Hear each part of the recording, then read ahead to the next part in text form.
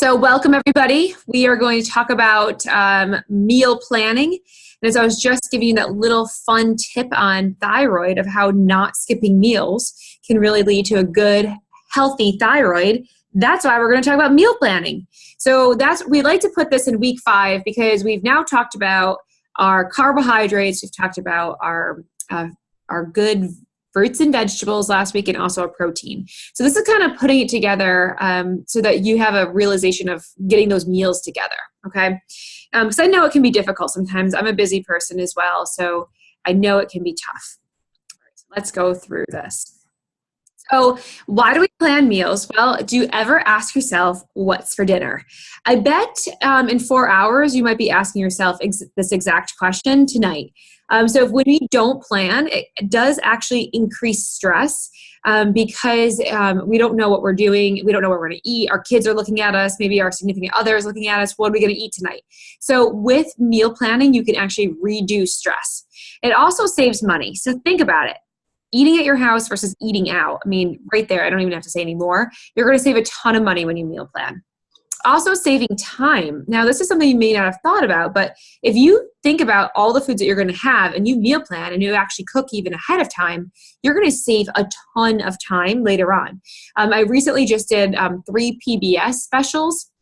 And I had this meal. So I made like 8 chicken breasts at once. And I had the chicken breast for dinner that night. And I had like peppers and onions with it. And then the next night I did it where you use the chicken that was already made to make quesadillas. It took about 5 minutes to make that meal. The following night I made it. So we did it with, it was with spinach, tomatoes, and the cut up chicken, and also some catalini beans. Again, that meal is ready about 5 minutes because the chicken was already cooked. So it's going to save you a ton of time if you cook and prep and know what you're going to have for that week. Also, definitely improve nutrition. At one of our conferences the other night, they talked about how they did this study. I think it was on one of the Dateline shows, and they showed someone that went out to Applebee's or Chili's, one of those places, and they got this really, really heavy meal, like, burger and french fries and all of this. And they actually did blood levels afterwards, and they could see the fat floating in their blood. But even more crazy is that they did a little echogram, and they showed how the constriction of the arteries around the heart from having that meal. The next night, they had them go back and eat at home and have some salmon and broccoli, and obviously they're good foods. And they saw the complete opposite. That restriction on the heart was completely gone, and the blood was not having floating pieces of fat in it. So it's amazing. I mean, that's just a great visualization, but it's truly going to improve nutrition. Restaurants do some things to food that you may not know. So for instance, almost all of your lower end chain restaurants will soak their meat in some type of solution or a butter to break down those fibers. Because it's not a high quality meat, it's kind of chewier. So that doing that process will help it. So it may increase the calories and also the saturated fat by a lot. Okay. So not till you never have to eat out again. Don't be afraid of eating out. We're going to get into that in another couple sessions, but you are going to have improved nutrition by eating at home. Okay. So meal planning comes in 4 simple steps. Number 1, taking inventory. We're going to get into this in a second. Create a meal plan. Make a shopping list. So we do know, but if you stick to the list, it's going to be better.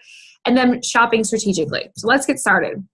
All right. So have you ever gotten home from the grocery store and you realize that you already have that item in your house? Have said that never happens to you? I don't believe it. I'm sure it's happened once or twice. So, and it happens a lot with spices and herbs. We don't really know what spices and herbs we have. And some of those spices and herbs could be lingering in our cupboard for years. So what I suggest is, this is kind of your goal for this week, is to go home and kind of clear out and start with, maybe tonight you start with that spice drawer. Maybe tomorrow you're doing the refrigerator, or the next day you're doing the pantry, or maybe you're waiting until, the end of the week this week to look to see what you have. The other place that can be really scary to look in is your freezer. People have those big, enormous deep freezers that has products in there from a long time ago. And believe me, I was one of them recently. We got a freezer from somebody, and there were meatballs in the bottom. And there even was an expiration date from 3 years prior. So, I mean, kind of scary meatballs. I mean, they kind of were frozen in time, but don't eat those. We got to clear out the freezer. throw those items away.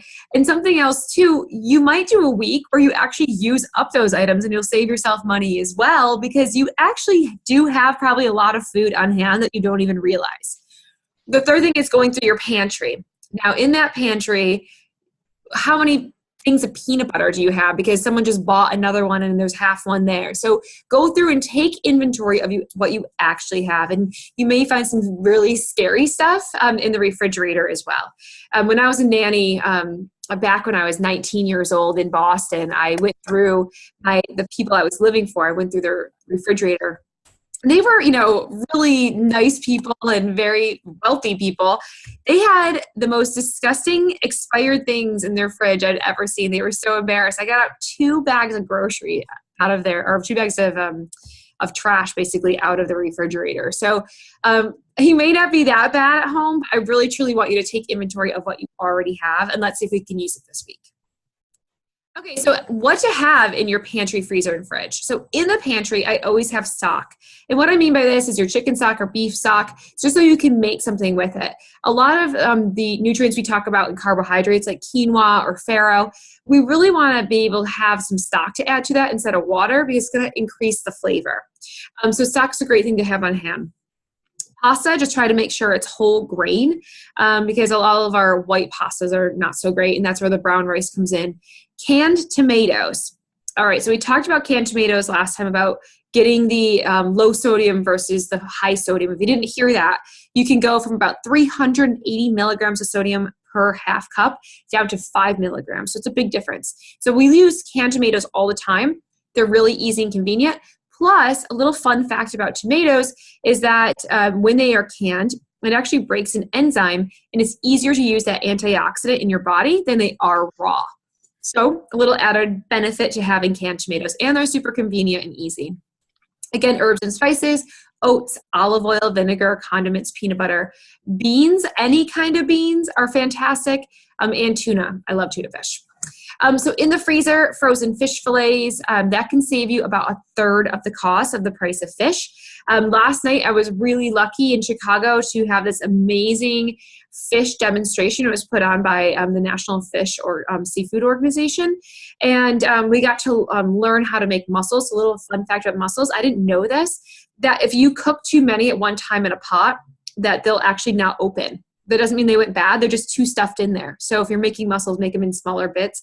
And then also, if they're open before you put them in, they're probably not dead. They just opened up. So just tap them and they're still alive. It's a little fun fact that we learned last night. So seafood can be great, but it can be expensive. So frozen is just as good as fresh and save you a ton of money. Frozen fruit and veggies, same thing. So frozen veggies and frozen fruit is picked at peak perfection, which means all the nutrients are locked inside. So, and again, it's going to cost you a ton less. So a head of broccoli can be about $4 per serving, or per when you buy at the grocery store, but a whole bag of broccoli can be about 99 cents. So that's an enormous difference in the way of price. So people always tell me it's too expensive to eat healthy. Well, if you get that frozen fish fillet, the frozen broccoli, put some frozen fruit with it, heat it up, you're going to have an amazing meal for a low cost. Also whole grain bread. I usually keep bread in the freezer just in case I run out, since I do have children always coming in and making toast or whatever. In the fridge, low-fat milk, low-fat plain Greek yogurt. Greek yogurt can be used in so many ways. It can be used for dips. It can be used for toppings. You can use it in parfaits. You can do it so many different ways. And so we always keep plain Greek yogurt in the house. We actually even made a tuna the other day on the grill with yogurt. We topped it with yogurt to keep the moisture in. It was really delicious. Eggs, of course. I always have eggs in the fridge. We make hard-boiled eggs. We make all kind of eggs. Now, eggs, I'm not sure in your area, but in our grocery stores, they're in the refrigerator. I'm not sure in your area. Eggs actually don't need to be refrigerated until they have been hard-boiled or cooked. So if you have a really, really full fridge, you could actually keep eggs out for about a week on your counter. So a lot of people don't know that. They're actually in their own sealed casing that protects from any type of bacteria or anything like that. So just a little fun fact there. And low-fat cheese. All right, so creating a meal plan. Plan your meals for 1 week, okay? If you do more than 1 week, it could be a little bit dramatic, but I'm going to show you how you could do that too. So when my kids were really, really young, I was crazy. I was trying to finish my RD, and I was trying to work and trying to also be a mom and create good, healthy meals. So what I did, and we're going to be talking about this coming up too in our follow-up or our summary, is I created meals that went with every single night. So like Monday was Italian night, and Tuesday was ethnic night, and Wednesday was Americana, and Thursday was breakfast for dinner, and Fridays was leftovers. So if you think about it, you can easily come up with 4 Italian meals, 4 American meals, like and 4 ethnic meals. Like it's pretty easy to come up with 4, and therefore you'll have the whole month planned out. Which if you try to just sit down and go through like 30 different recipes, it's going to be hard. But that way it's really easy, and you always have a kind of a theme night. Okay. That's one way to be able to meal plan. And remember back when you're meal planning that everything you just learned already, make sure you're thinking about that half plate healthy when you're meal planning. So when I'm in the store, I'm like, okay, what are my proteins for the week? What am I going to have for the vegetable? What am I having for, for that whole grain section? So I'm looking at all of that. I'm also looking to see, like, I really don't like to cook that much. I know people are always surprised at that, but I like to cook more at one time so I'm not having to. Plus, talking about schedules, I'm all over the place. My kids are in swimming and soccer, and I'm doing nighttime counseling. So if I can have things ready to go, it's so much easier for my life. So make sure you keep your schedule in your mind too.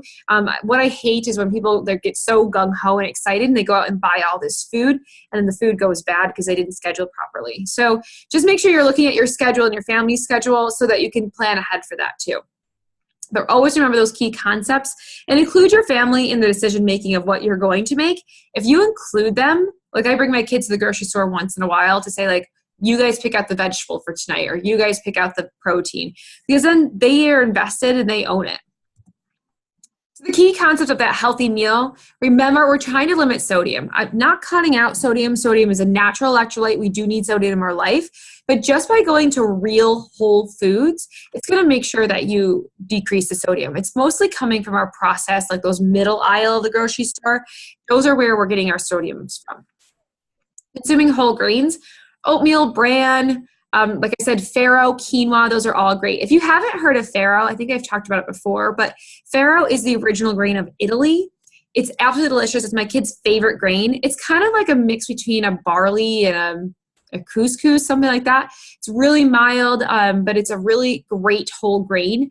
What I love about it, when you turn the label over and you say, what are the ingredients? It literally says farro. It's one ingredient. It's one original grain.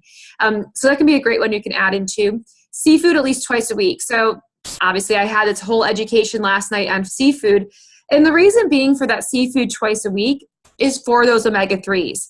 You can only get EPA and DHA omega-3 from fish. So that's what one lady set up, and she's like, it's so credible that you can't get it from other sources. You can get ALA from plant-based, but it needs to convert to the EPA and DHA. And that's where it's so, so, so important to get fish at least twice per week, because those omega-3s, they work on many different things. We're going to get into this when we get into fats, but they help fight macular degeneration. They help keep your joints going. They help keep stabilizing your heart rate. So eating fish twice a week is a great thing. And if they're frozen fillets, it's going to make it super easy.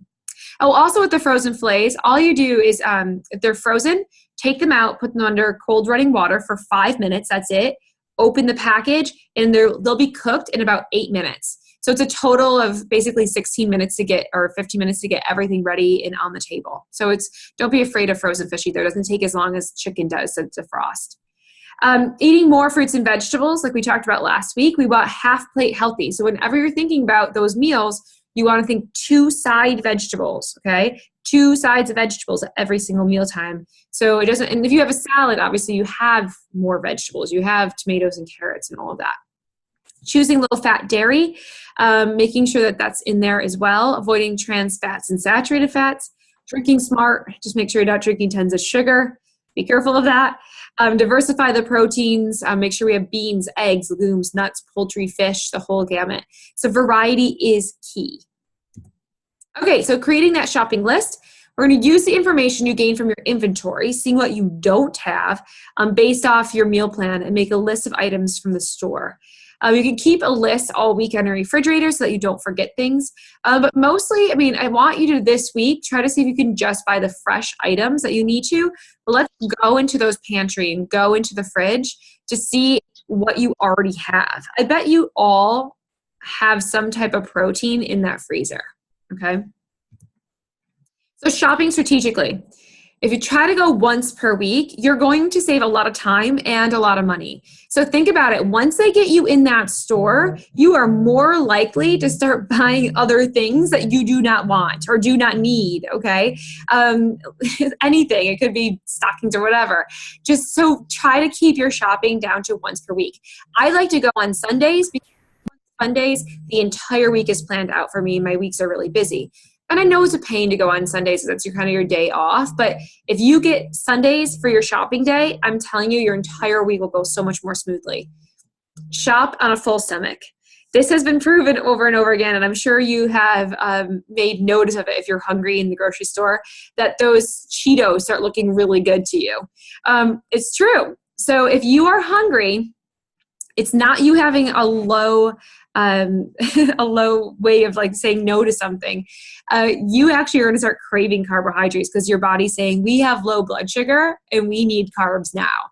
So it's not you being a bad dieter. It's truly your body saying we need simple carbs. So make sure you're getting something to eat. Something I have done before is I sit down and have something in the grocery store. So I don't know if your grocery stores have a little place where you can sit down to eat something.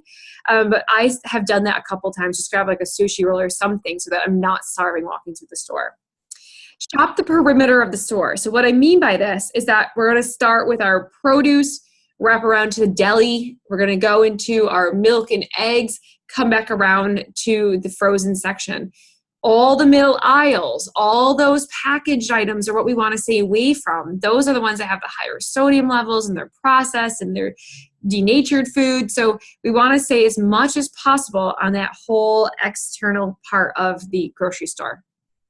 So then we are into buying produce in season. If you buy it in season, it's going to save you a lot of money. Usually the produce that's in season is going to be in the front of the produce section. It's going to be in the front. So I didn't really know that until working for Wegmans, that they actually pull the produce into the front of the store. I'm going to show you. So you'll see that right now it's those root vegetables that are in season. So the squash and those types of root vegetables. So buy bulks and grain. It's going to save you a ton of money that way too. So a box of farro or a box of quinoa is going to be way more expensive than buying in bulk because you're not paying for the packaging. Just make sure you keep it in airtight containers. And then family packs. So if you buy family packs, it saves you somewhere between 30 and 40%. So this is getting the big thing of ground chicken, great big thing of ground beef, pork, and then that way I cook the whole thing, and so I have it throughout the week and make it different ways, okay?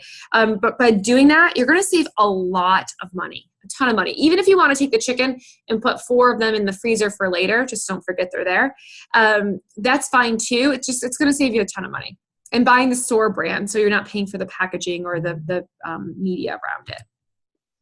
All right, so time to start with prep work. I was really lucky. I had this great Russian intern who worked with me, and she said that they used to make this big, huge entire pot of zucchini, squash, and onions, and all these different vegetables, and they would roast them every Sunday and be able to have them for the entire week. I thought it was a fantastic idea because she said she even would eat them with her eggs. But think about it, like in the morning, you don't have time to like roast vegetables. So that can be a fantastic way. If you get home from the store, you can prep the vegetables and actually make them. Then they're ready to go. Also, what I recommend too to make it really easy, they have those veggie trays, right? Now those veggie trays, everything's ready to go. How many times have you ever brought home celery and it sits there for an entire week until it looks like it's completely dead? So by buying the veggie tray, it can save you a lot of time and actually a lot of money. I priced it out the other day. I went around and I saw broccoli and carrots and celery and tomatoes, and even the dip that comes with it, it was way more expensive than the veggie chips. So I said like twice a week or every other week or something like that, buy one of those veggie trays. It's going to be easy. You can take it into work. You can share it with somebody else. So that's like an easy way to think about for your lunches and packing. What else do we have? So cook the extra brown rice or quinoa. So quinoa, farro, rice, they can take a long time to cook, about 20 to 25 minutes about. So if you have that much time for dinner, cook a lot of it. It will last for at least 3 days in your fridge, and you can heat it up or even serve it cold. Plan ahead for what's for dinner tonight. Why don't you spend a little bit of time each week looking for some recipes, or, getting your family involved, asking them, like, what are your favorite meals? And maybe going back to those once a month so that each person in your family feels like they're included in it. Ask your partner or family what they want to eat. In the theme nights, like I was saying, soup night, pasta night, seafood night, taco night, any of those, so that you can get, people love breakfast for dinner. So just whatever it is, it's just going to help you to come up with meal plan ideas. Because I know it can get really tedious and boring when you're the one person doing it every single night.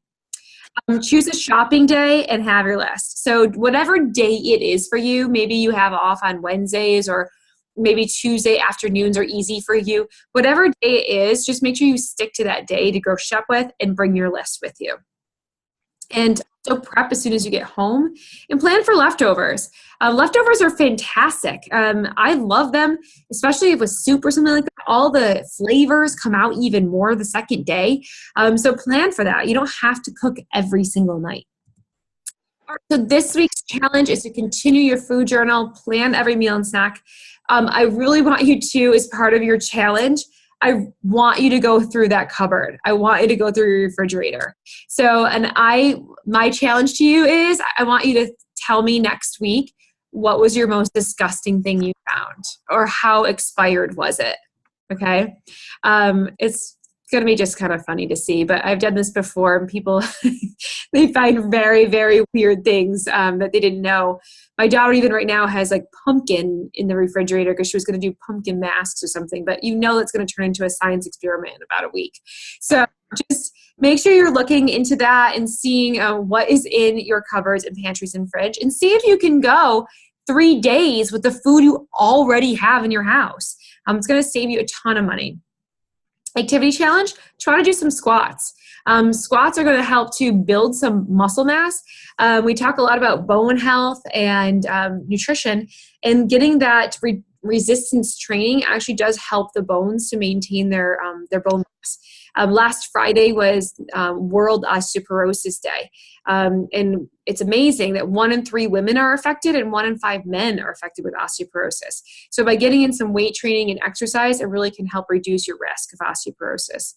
And also, we're getting up to that water again, so drinking 32 ounces of water before lunch. That's going to ensure you're having a good water day. You're not letting that slip. So if you haven't had 32 ounces yet, you can start drinking some water to get up to that. So that is our lesson for today. I'm going to open it up now to see, do you have some questions? Do you have any questions? Well, I've got a couple. Okay, go for it. Okay, the expiration date on certain things, what is your recommendation? Because I hear, well, those are just the time to get it out of the store. Now I don't know. I get confused about it. Okay, so expiration dates are interesting. So there's a use by date and there's a sell by date. The use by date, you do need to use it by that. So Okay. that's with dairy or anything like that, you can go a good week usually over that and be okay. I had an uncle that worked in this industry, and so he would say he'd bring it all home to his family after they would keep it out of the store. And he said it was a good week that you could have after the use by date. The sell by date, you can definitely go longer because that's sell by, that's not use by. Okay. So just depending, but use your judgment too. If it looks wrong or whatever, don't go by those dates. It could be something else that happened to that product. So we've gotten so used to looking at expiration dates versus just using our own judgment. So if the milk looks curdled, but it still is in the right time, it's still not good. So hopefully that helped you. Yeah. One other thing. Yep. When you talk about hydration, does coffee count as, I don't know if I asked you that before. No, great question. So coffee helps up to 2 cups per day, but a cup is 8 ounces. So 16 ounces of coffee a day can be beneficial, can reduce your risk of Alzheimer's and dementia, also has antioxidants, but it's kind of like alcohol in the way that if you have more than 2, you're going to be dehydrated and it's going to have a negative effect. Okay, Thanks. Yep. Do you guys have any more questions for us today? Or any shares or anything you wanna, anyone losing fat, losing weight? A little bit. Good. I'm doing a lot more exercise, so hopefully it's muscle gain instead of fat. Perfect. Well, they just, part of that statistic that I was telling you about with the thyroid today, they did say that through building muscle and decreasing fat, that does also help the thyroid. So that's another good point. So it's been a really cool, great conference. We've been learning a lot here this week. So, but the thyroid is interesting to me just because so many people are on thyroid medication. So keep going with that exercise. So are you still going to be on Good Morning Yes. America? Yes, I just talked to them today. I'm talking to the producer this afternoon. I'll be on right around 8:30 Eastern Standard Time on Wednesday. So I still don't believe it until it happens, but yes, it is the plan. It is a go. I have the address and my time and everything else, so it's exciting. All right. Yeah. So I'll give, anybody else want to ask anything or share?